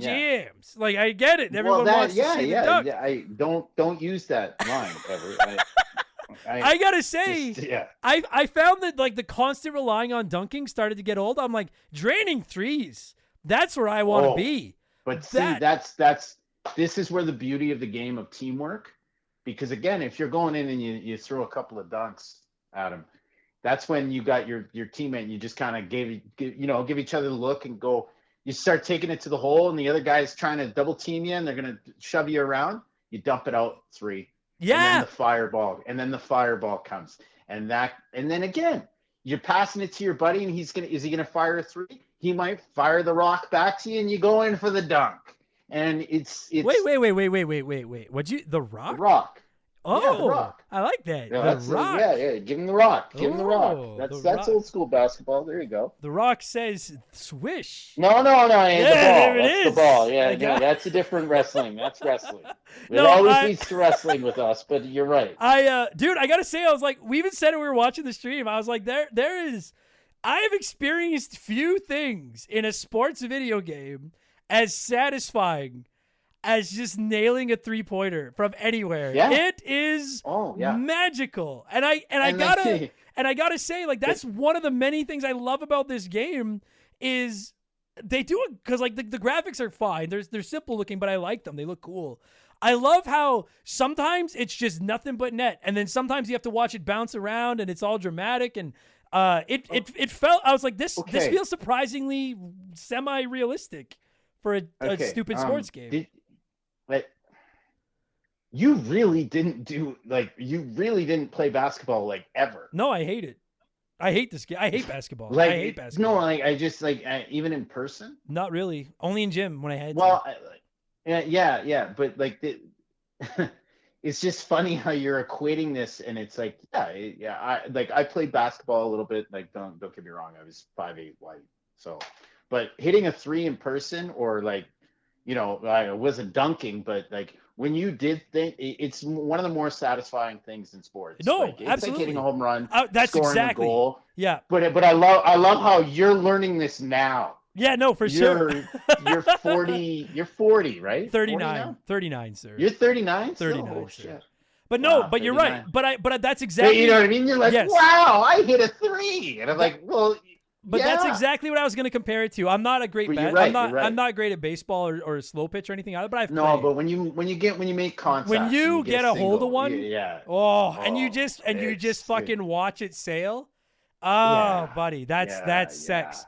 But when you put that ball up and it's just like that sound, you're like, oh, that's what it feels like. That's good shit. I can't remember the moment or anything like that. I'm not going to say I could tell the story, but there was times playing that game where I can easily say where, when it would hit the rim and it would go and then fall. Yeah. There was a couple of times where it was like the game winner. And I can't give you, I'm an old man, so I can't give you the dates or anything like that, but I can tell the story in the sense of like, 4-way play, we're on an arcade machine. I'm either watching or playing, but I've witnessed like last second 3, 2, 1, and a guy hits, like he drains a shot and it does the and would drop, and like it would pop, like all 4 guys would be like laughing. Bro, it's like NHL, like 4-way play when it like on Genesis, and you score the overtime winner to beat your 2 buddies, and it's 2 a.m. and you're at a sleepover. And the parent comes down and says, "Shut the fuck up." It's but you know what I mean? Like, yes, it's I just magical. ranted, but that's yes, it is. When it's were true, it's the essence of why you do this show. Yeah, literally it is. That's it. It really is. This is what we talk about. When I was streaming it, I don't know. I was probably about 0-25. Like I hadn't won a game yet. I had a couple of close calls, but I hadn't won a game yet. But anytime I got close to winning a game, and it's in that fourth quarter, and it's the last like minute and a half. Everyone in the chat even is like, they're like, this is like watching like an NBA. This is intense, and it is. And I'm like, and I'm sitting here as a loser with no friends playing video games in front of other nerds, and we're all. I have to ask, did you stream your win? Your one win? Yep, I did. Oh, that's wonderful. Yeah, good for you. I did it. I hope they all got behind you, too. They sure did. It was insane. And that was what I was going to say. When I won that game, the beauty of it. It was like we all went running onto this virtual court. It was like, we did it. Like, oh, my God. And I was like, I cannot even... Like, I don't know if you guys can hear the smile I have on my face right now, but I cannot wrap my feeble brain around how intense it would be to have 4 people standing at a cabinet. Yes. And all, like the closest thing I can think of personally as far as a video game goes is playing like WWF No Mercy with my friends in high school and having like a 4-way ladder match or something. 100%. And one of you's about to win and everyone else is losing their fucking minds. Sweating. Oh my God, it's so much fun. You're sweating. And there's 3 guys outside the ring trying to climb back in while the guy's going up the ladder, whatever. It's the same feeling as, okay, we're down by 2, there's 3 seconds left. Take it. Yeah. Take it and go. And you're like, okay. And like you can equate it to the same thing where a guy inbounds it and he shoots it from half, and you just stand there and you turn and you look at him. Oh, okay. And that's okay. So you know what I mean? Like it's just those small things where we all have those situations where you're like, you trust your friend and you give him the puck, you give him the ball, whatever, and they just fuck it up, and you just turn it and you just like, yeah. But that is on that note though, it's frustrating when your teammate does it. I'll take my teammate making like a fucking full court shot for 3 and missing it over losing to a goddamn buzzer beater 3-point from a fucking underneath the other team's hoop. And it feel like I understand why they go for it, and they're fun to drain when you get one. But like I promise you, my record wouldn't have been I guarantee you I lost at least 2 games on a last second 3-point buzzer beater from the other. And I'm like, that is such horse shit. Fuck you. Fuck you. Fuck the cheap AI. Fuck everything. Fuck basketball. I'm shocked you didn't smash something. I'll tell you this. If I was streaming, there would have been a broken control. I was getting frustrated. These are why I don't play some of these old games. Because I know where I'm going. I'm going to go back to the old days of Mom and Dad. I need another controller. Yeah, it was frustrating. And so we're over 20 minutes into this. We haven't talked about the controls. We haven't talked about the AI. So I want to get into all that now. And I want to get into that. But I need to. Go ahead. Go ahead. You go. Go. It's your show. All right. Well, then we're gonna pause so that I can make a couple of bucks off an ad. And then There we'll it let you is. do your thing. There it is. So what would a basketball commentator say? We'll be right back after this.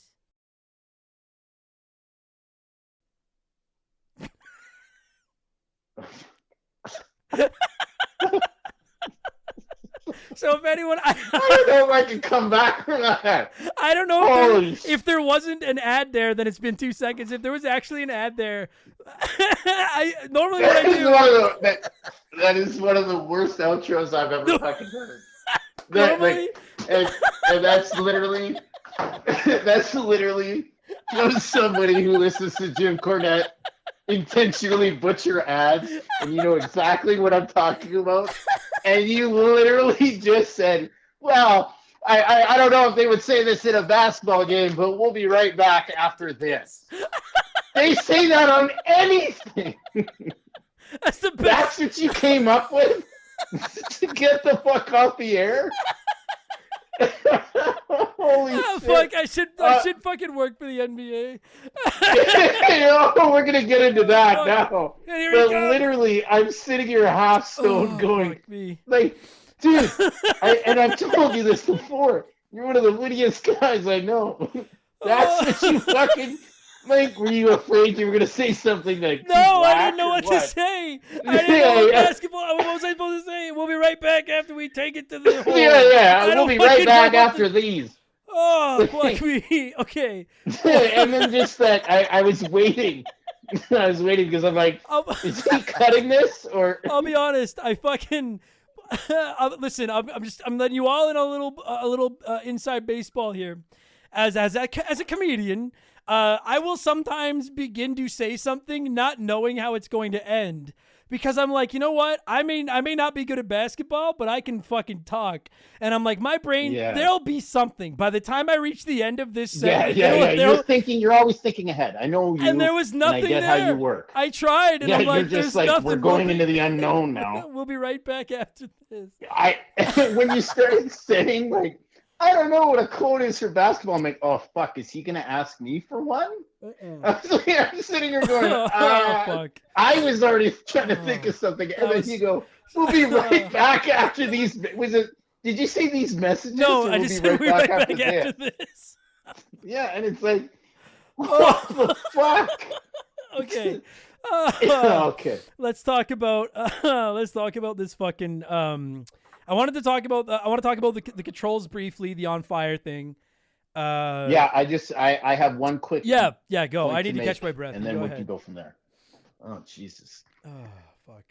What are you say? When are you ready to go? Oh, dude, this has all been part of the show. We're leaving all this in. Oh my God! I thought you no.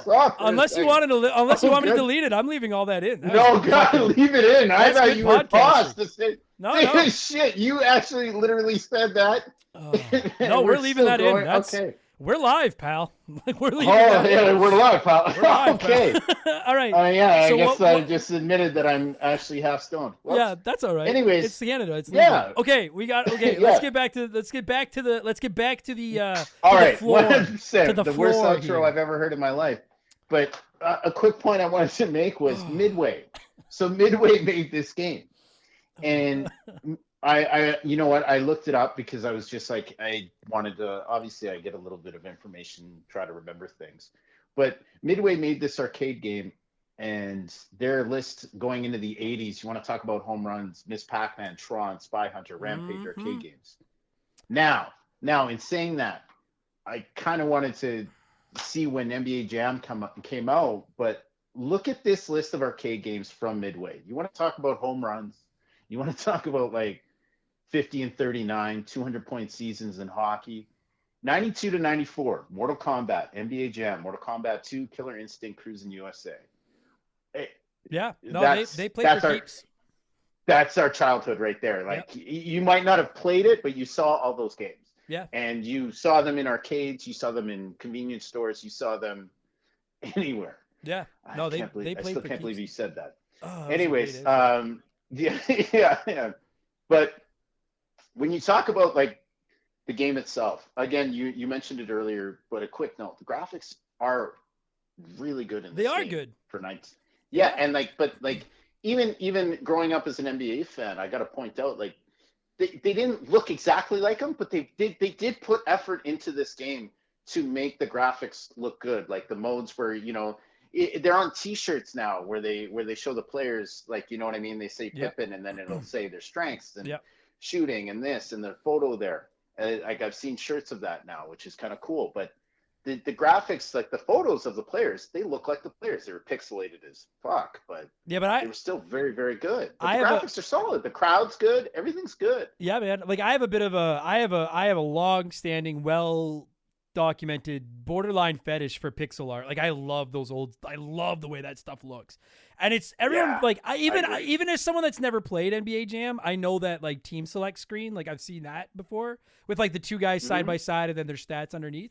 But I gotta say, like when I actually got to playing the game, and again I'm playing the Super Nintendo port, which I have to imagine does not look as good as the arcade port does because they never do. No. But even playing the Super Nintendo port, I was like, dude, like the players look great. I love the way the floor looks. Like I love the way the background. Like, it's not choppy. Not at all. It was like silky smooth.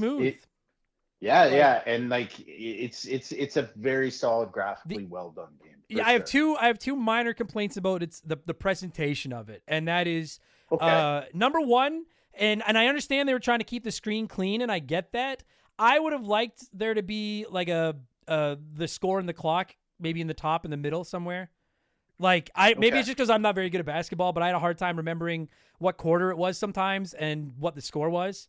I was like, am I down by 2? Do I need a 3 here? Do I just need to keep going toe for toe with them? Like, I know you can see it in the background when you're running by, but this game is so fast, you don't really have time to be constantly looking at the background. Man. I don't know. Again, just make the baskets, man. Yeah, just go. And then take the rock. Well, but the other thing was like, jam it. I had some people being like, dude, just go for dunks. That's the point of the game. And then I had other people being like, die on the 3. No.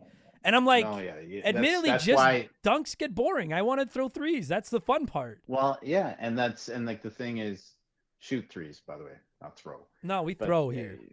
No, I know you throw. Yeah, clearly, I throw. I chucking some threes. Yeah. Chucking twas. That's what we call them here in Canada. Chucking shots, man. Yeah. That's a basketball lingo. Chucking. In Canada, we chuck twas. You're hip. In Canada. The other thing that just a minor, and I don't know if this was different in the arcade version or not, but I wish there was music during the game. Like it was just, I did find it like it was like yeah, and I was like, you could give me something, you know? Well, yeah, but it would have, minor thing. In reality, it would have been that. Yeah, it would have been that generic band. Yeah, but I like streaming it. You know exactly. I caught myself. Right. I get. I caught myself at a couple points, and I'm like, "This is a very quiet video game." Like, and again, maybe the arcade version. I'm sure there's more. It's 1992. Again, we're not talking about streaming services and futuristic stuff. So minor thing. I'm not going to dock any points. Minor, but you're right. Minor, very minor. It's a solid. It's just a really solid presentation. But you're right. Like for something that was, especially in that time, you would expect it to have that shitty guitar riff music or something. But you are right. So it is kind of left out. But I think they tried to do commentary a little bit more because they did have player rights. So maybe they wanted to say the names again, for basketball fans, you're like, to Pippen. And then, right. You know what I mean? Like it's give or take, I guess. Yeah. So now on that note, I wanted to get into the gameplay because it's so easy to learn. Like you basically you play with two. I assume in the arcade you play with two big buttons. Like on the Super Nintendo, you have two buttons, and then your turbo is your shoulder buttons. But exactly. One button either shoots or I think jumps to block or stuff them. I think is the term. You stuff them. And then the other button is either pass. Close enough. Yeah, the other button is either pass or you shove guys over. And I can't believe, I want to make sure I make this clear. This is the one thing I did know. I had a lot of people coming by the stream being like, now Adam's going to go out there thinking you're allowed to shove each other over in basketball. I know basketball players are made from the same material as soccer players. You can't touch them. Yes. So I know that you can't go out there and shove each other over. I understand. And hey, I'm just going to say, fuck you for making that comment. It's so lazy. Just so not lazy. You. I mean them.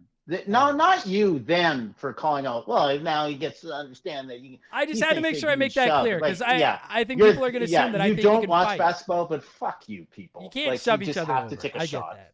But now I will say though, so like that's basically the only like that's the controls, and then to steal the ball from each other, you can literally run up and shove guys over.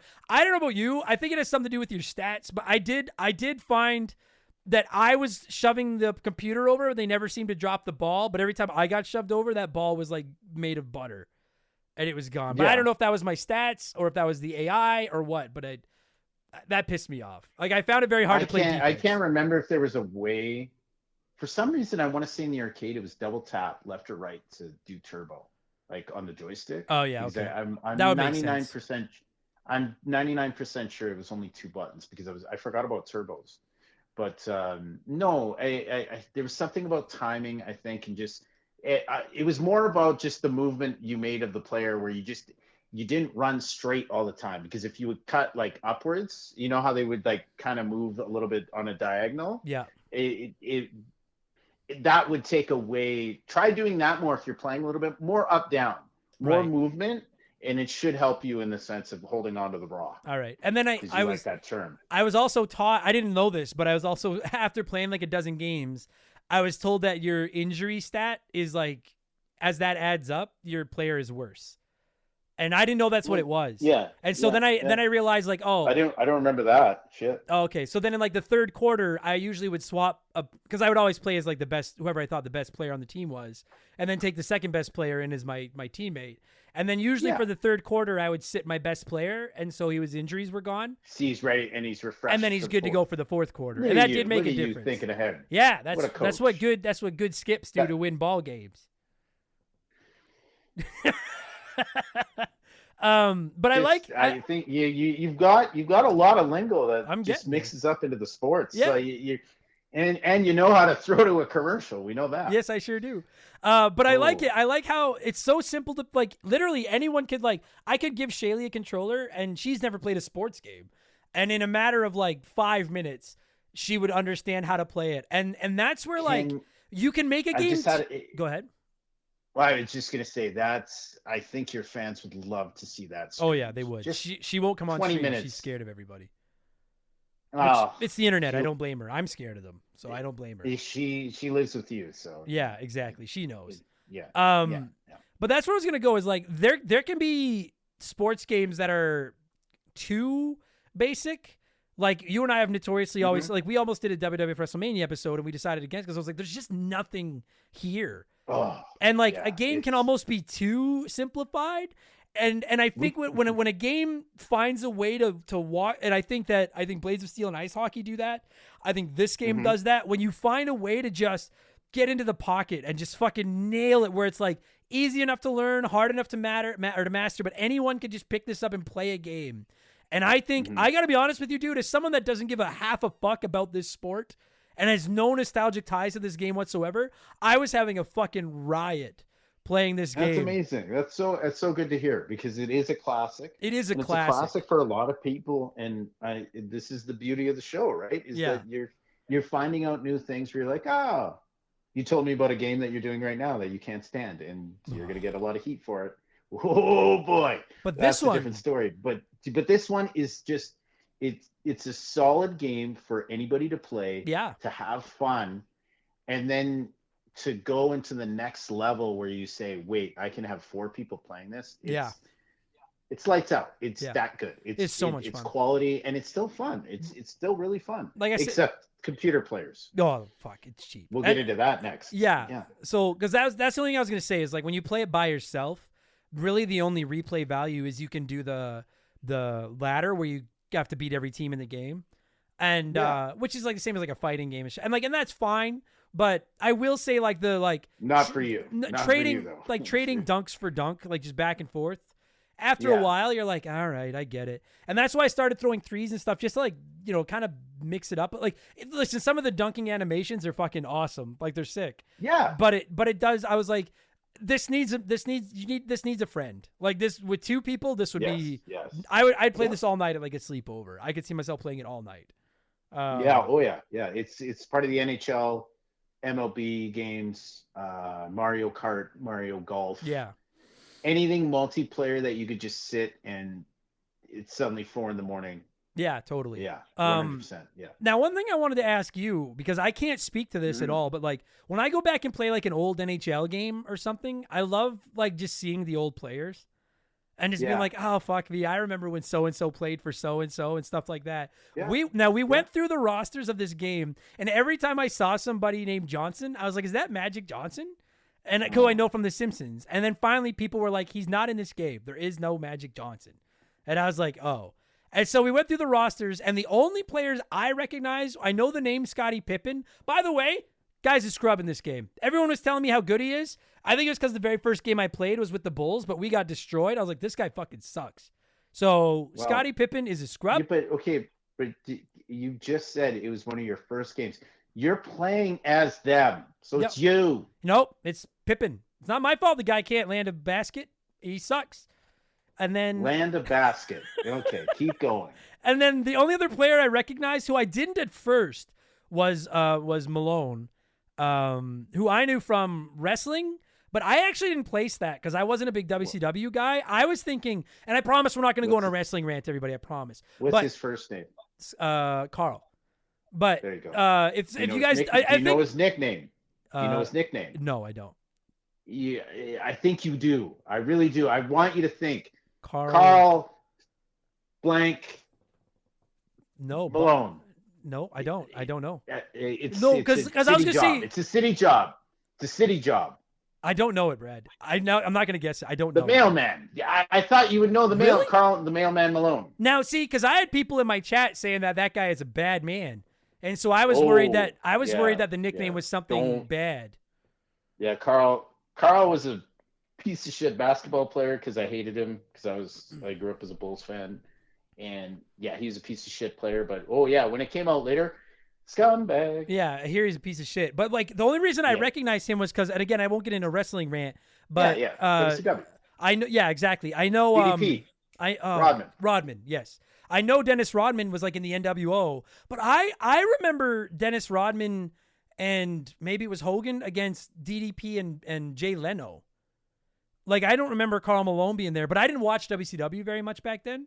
But then after people brought it up, I was like, by the way, they did both. They did both. Okay, so I knew Leno wrestled. So anyway, the point I wanted to make is I don't know any of these other players. So I just wanted to ask you, like, it's one thing when you're playing this when it actually came out and you know the players at the time. Yeah. But like, it must be, it must still be a trip now to fire it up and go back and look at these, like, I remember E-Wing. It's Ewing, Patrick Ewing. Oh, well, he spelt it wrong. Then he spelt it E-Wing. I'd like you to spell Ewing. Oh, he was he's in Space Jam. Isn't he? He looks familiar. Yeah. He's one of the guys in Space Jam. Yeah, Charles Barkley. That's a testament to how good these little digitized photos are. I picked him out of a lineup for Space Jam. I know that guy. So anyway. You know Muggsy Bogues. Is he in this game? The little guy? Yeah, really. You check the Charlotte Hornets. He might be there. Oh, okay. He could be there. All right. Well, but anyways, I just wanted to. I'm going to shut up. After that painful. Yeah. Are these? Okay. Is there? I want to know from a basketball fan. Is it a good lineup? Fun? Good? It's an amazing lineup, and to equate it to something I recently did last year, I got to go to a city I wanted to always go to, and I explained this to you actually in a off-air kind of thing, but. I got to go to Chicago, and I never been there, and I'm a Bulls fan, White Sox fan, and I got to see like the Michael Jordan statue for the first time. Yeah. And doing that because we live in a city where I don't know if you disclose where you live, but they know. I won't if you don't want me to. No, it's they know. Edmonton. They know. Yeah. Okay. I didn't know if they did or not. No, they know. But we have the Wayne Gretzky statue, obviously, but. Walking up to that and the way they have it set up in a certain way and the lighting and everything like that, a flood of memories came back in the sense of just kind of like watching basketball with my brother, and literally NBA Jam was part of that. Like that's why I watched basketball. That's why it did so well, like in the sense of like seeing it in the arcade. But yes, going through the rosters, it's insane hearing the names. Like, I want to say, Clyde Drexler, different. There's just so many guys. Charles Barkley. I couldn't find Barkley. Who does he play for? I was looking for him and I couldn't find him, but I don't know who he plays for. If he's in that original, he should be on Phoenix at that point. Phoenix Suns. Okay. Yeah, he might not be in it because of licensing, because you're playing that version. Sure. But I want to say the original arcade game had that. Again, it's so many years ago. Yeah, It's 1992. no question. Yeah, I got it. But yeah, the nostalgia and looking back on it and picking teams. Like, I could tell you right now, if I go through every single one of those teams, I could say to you that, no, this is a good team. This is of course, I'm always going to lean towards the Bulls. There's not a bad pairing in that game. Okay. And yes, very nostalgia full. Now that's interesting because the game I won was with Orlando. I'm looking it up right now. I have the video on my computer. I played as Anderson and had Grant as my partner, and we. Forrest Grant, blue goggles. 73-69. Yeah, and that's what I wanted to say. One of the things I really liked about this game was like the players have I don't know if the shoes are at all accurate to the shoes they wore, but they have the different colored shoes. If you have glasses, you have glasses. Yeah. They kind of did your hair. The players look the models are very fucking cool. Yes. And it's a very well done game. Yeah. And then that's not even getting into the cheat players. And I couldn't get a lot of the cheat codes to work. I was trying. I couldn't get all of them to work. But I did get to play as the Hornet from Charlotte. The Hornets mascot. The Charlotte Hornets? Yes. It's not an actual Hornet. Well, the mascot What are you talking about? The mascot, the big Hornet. He's their mascot. Oh, so you played as the mascot? Yeah, you could unlock the mascot. Oh, cool. And you could have just said I played as the mascot for the Charlotte Hornets. Well, I assume, Hornet of Charlotte. Well, I assume that you would. What? I assume that's what his name is.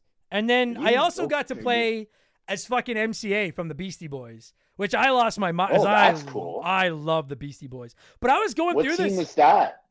You can put them on whatever team you want. You just unlock them, and then you can just play them on whatever team you want.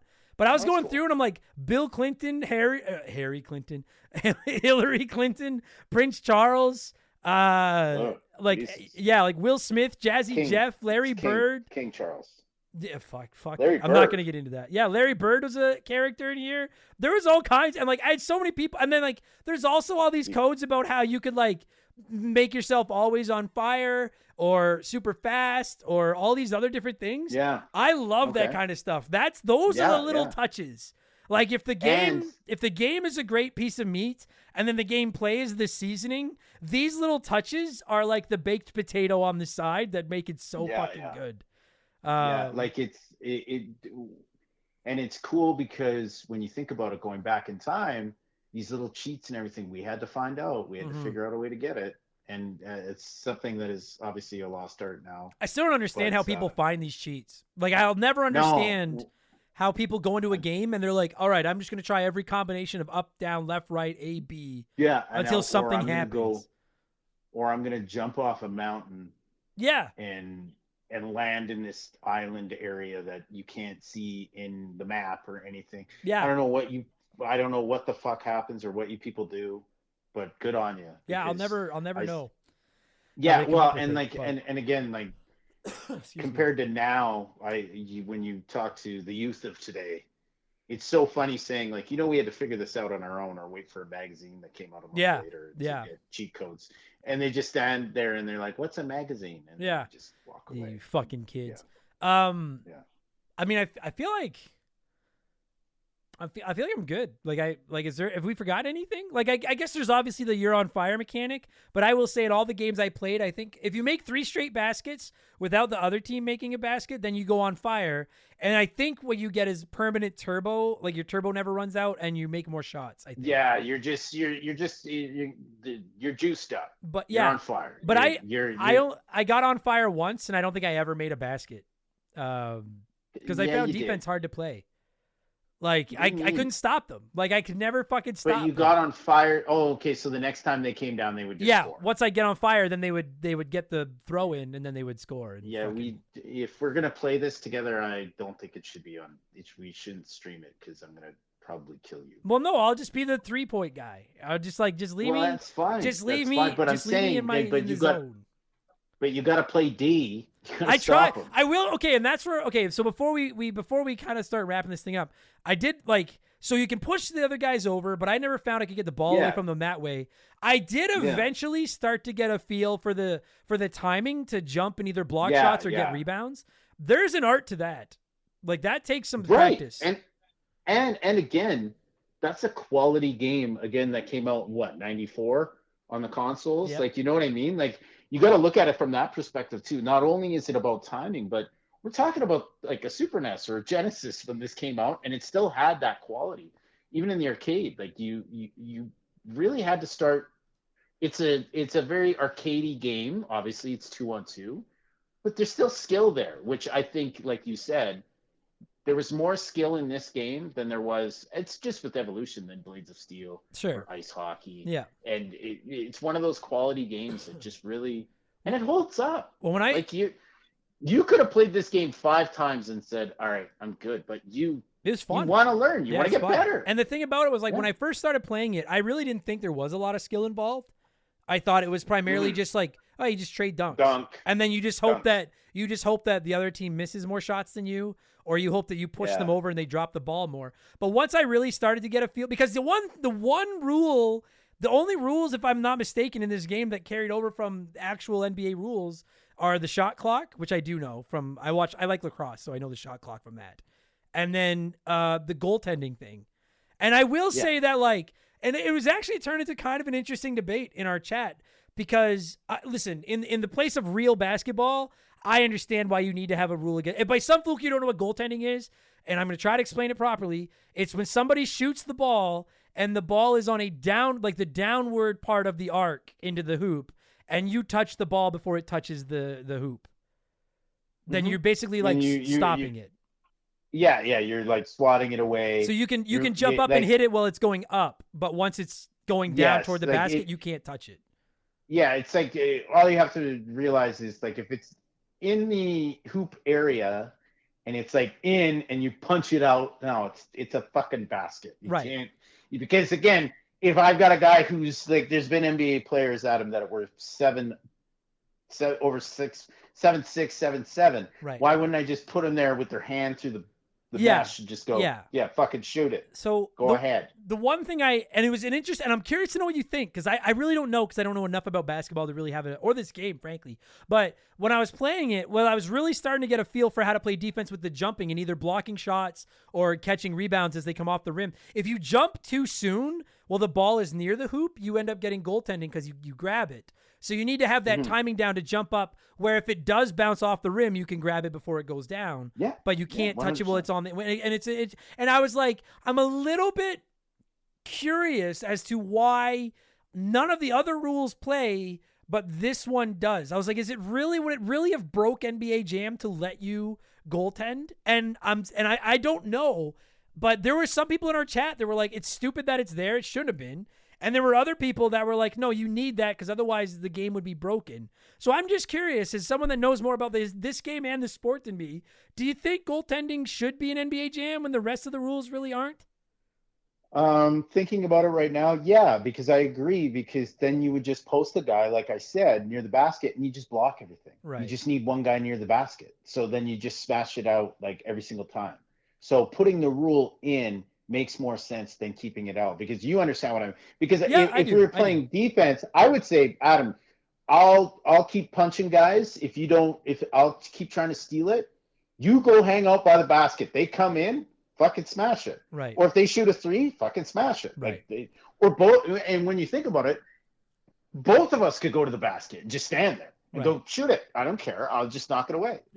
Because you're right. How would you shoot? You're right. In reality, how will you shoot if you don't have that rule? And you put the rule in, and it's all about, like you said, timing, and it just adds to the drama. Yeah. Right. Threes would be impossible. Yeah, it's a killer. Yeah. Yeah, exactly. Yeah, that's fair. That's almost every shot is impossible. Yeah. Yeah. All right. Well, it became, because at first I was like, fuck, that's a stupid rule, but it's because I was trying to get the timing of jumping, but not jumping too early and getting goaltending, but jumping and trying to get the rebound.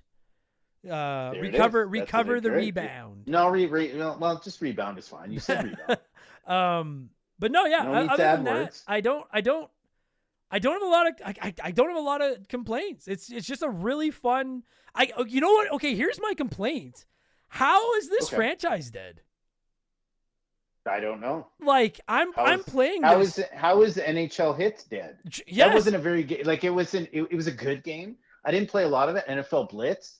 These are all fun games that, well, if you go to certain bars in Edmonton, they're all there. Yeah, And there's kids playing them now, and it's like you wonder why it can't be a $6 game on Game Pass. Yes, I'm playing this, and I'm like, how is this not? How is this? Yeah, how is this not an online game? Like, I get that maybe you can't re-release this version because of licensing of all the same reason we can't get, you know, WWF No Mercy on Nintendo 64 online and that kind of stuff. I get that. But I'm like, how are they not making one of these every year with modern rosters for like $10? Well, I guess they did NBA Streets, right? Well, but like, and I guess. There was a FIFA game. There was a FIFA game that came out that was a 2-on-2 or 3-on-3. They're still doing it, but it's just not. But like an old basic right? one, like know. Dude, like you played. I don't know if you played it or not. There was an NHL. I don't know if they still do. I haven't played NHL in a few years, but there was one a few years ago where they put an NHL 94 mode in, and it was like basically modern players, but you were playing it like NHL 94. Yeah, it's not good. Like, sure, but like the concept is neat. I'm like, why aren't we getting? Yeah. I gotta just say, as someone that just basically discovered NBA Jam for the first time in late May of 2023, I'm like, where the fuck is this? Like, why are we getting so many shit games when you can make this? It is a sport that it works very well. Yeah, it works very, very well. You're not wrong. I agree with you. I would love to turn this on and like, oh, I could play as LeBron and Curry and the Raptors. And when you think about it, if like we obviously everybody's online now, but if like you have a PlayStation 5 and you got 4 buddies, you telling me you can't make NBA Jam 4-player co-op, both sides, where like every I don't know, like every 5 minutes you just sub in, or I don't know, it automatically subs in your friends after 2 minutes of a quarter. You know, there's something there. Yeah, there's the pieces where you and a buddy, like you and I, could be sitting on the bench, and 2 buddies are out there, and we're just shit talking them. Yeah, but like we're down 2, we go in. You know what I mean? We might have an idea here. No, I just think it's, and I know some of you are gonna message me and be like, well, there's ROMs out there with the modern. Like, I get that, but I'm just shocked as to like why nobody would make official re-releases of this, because it seems like a fun. This is like one of. I mean, there's lots of series. Like, I've always said this about the Def Jam fighting games too, the wrestling games. I'm like, why are we getting more of these? These are fun. And now that I've played this, I'm like, fuck, I would play the balls out of this if they made a new one. Where is this? Yeah. Like, I don't know. Yeah. What do I fucking know? They did have versions on later versions in the 2000s, I believe, of this game too. It's right, but like a $6 game, like I said, and you agree with, like, you're telling me this wouldn't play well on the Switch? Yeah. Dude, I don't know. Yeah, I'm disappointed. I mean? I'm disappointed there's not more, because the only basketball games. I can't believe a guy that learned about basketball is disappointed that there's not more basketball. The only basketball games I've played in my life are this. I did play NBA Street somewhat on PS2, and then I played NCAA basketball in the Super Nintendo a couple of times, which was basically the NHL Stanley Cup of basketball. Yes, the rotating camera. And I can sit here and definitively say that, yes, NBA Jam is now my favorite basketball game of all time. I can lock it in. What a list, folks. What a list. NBA Street's pretty fucking guess good. What? We'll be right back after this. We'll be right back after this. You should have just said that after that line. NBA Street is pretty good. But I think I like this one but more. it's not it's not the same, but I agree with you. It's got the pieces. I guess the evolution for this game would be the online mode in 2K23. So, because you've never played those games. I've not, no. That's not a shot at you, but you can create players and go into like a online community and then go play guys 3-on-3. Oh, okay. But it's like, it's street ball, but like there's still there's fouls and stuff, but it's very fun when you're not, even when you're not good, because it gets very intense, and there's people out there that, as you know, in the video game world, will play it 1,000,000 hours and dominate. Yep. And then you're a guy that's like, hey, I'm gonna take the rock to the house, which means dunk it. Yes, I did. Yes, yes. You remember that? The rock. That. Yeah, to the house. The rock to the swish. Yeah, that kind of works. Kind of works. Oh fuck. So no, but it's there is money. I think, as usual in certain video games, there's money being left on the table. Yeah. Like, There is, like, Yeah. in certain ways, but I agree with you. Yeah, I don't know. It's a fun game. Let's score this fucking thing, man. You got any ideas on how to? Oh, okay. I have an idea. Unless you've got. No, I want to hear yours. All right. Well, then I say we score it out of 31 to remember my losing streak. Before Indiana became the 1 in 1 and 31. I just so you know, being a Chicago Bulls fans, you can suck at Pacers fans. Yeah, you guys are fucking scrubs. You lost to blank too. You Not only lost to, the Bulls, to but me. You lost to the blank. You lost to a kid with one eye. 30. You fucking suck. You feel, well, yeah, playing basketball. Yeah. 5'6". 31. What do you got for NBA 31 Jam? out of 31. I'll let you go. I'd like to hear yours first because right. you are you're kind of the rookie. This is a sport that you have clearly absolutely no knowledge of, which is like, it's not mind-boggling. It's not shocking because it's kind of like your movies thing. Yeah, which I'm getting better at. I'm seeing which you are. It's great, guys. Like knowing Mr. Blank and getting text messages of like, hey, Indiana Jones is a good movie. Yeah. And it's like, I am holy seeing shit. them now. Yeah. All right. Okay, now Yeah. keep in mind, everybody, I am scoring based on the tournament edition version on the Super Nintendo. But I feel safe to say that I can't imagine that, like, if anything, I've probably played one of the worst versions, and it was awesome. So I can't imagine I'm going to be underselling it here. I'm honestly going to give it, like, I don't know, 27, 28. And I've never even played it with a friend. I only ever played it by myself. And I had a blast. The only real complaint is that single player is a little weak. And I do think I suck. Music. And music would be, yeah, but I'm not going to take a point off for the music. No, you're not taking a point, but you're just making the list. That's fine. But it's a fucking very short good list. Video game. Like, I have no problem with it. So I'll cut the difference. I'll say 27.5 out of 31. Well, no, you can't get half a basket, idiot. In my house, It's you can. 30, and you can't get half a win or a loss, so pick one. No. I call the shots here at Remember the Game. Yeah, you're right. It's your show. I'm the rock here. Yeah. Anyway, no, I don't know. Yeah, like it's 27-20. Yeah, It's a good game. And you know what? I don't know either. So we're just gonna move on. By the way, I would love to at one point maybe revisit when we do get an opportunity to play this in the arcade to see what your reaction is to a 2-way or 4-way play. Like, oh yeah, it's gonna be higher. But anyways, I'd give it I'm gonna give it a 29. I think it's just a fantastic game. It's so close. Like, if I picked it up today and we were sitting here playing, I'd probably say 31 to be quite honest. But I'll give it a 29 because the small things you said and I agree with. So yeah, I'll give it a 29 though. Just a great fucking video game. A full score. Yeah. Just a great fucking video game. A full score for a game that's full court.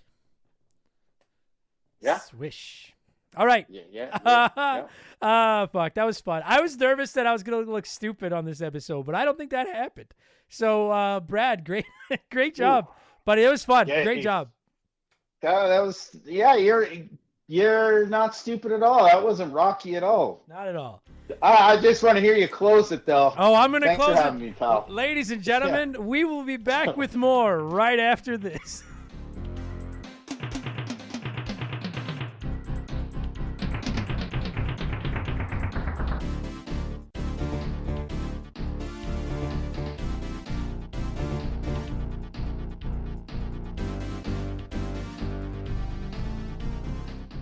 And that's going to do it for this week's episode, Brad. Thank you so much for giving me a call and talking NBA Jam and teaching me all the hip-hop cool lingo about ballin' that I get now. And to every single one of you nerds listening to this, whether this was your first Remember the Game, maybe your 252nd Remember the Game, I appreciate you more than you'll ever fucking know. And listen, if you liked this, if you thought that was not the worst podcast I ever heard, leave us a good review, would you?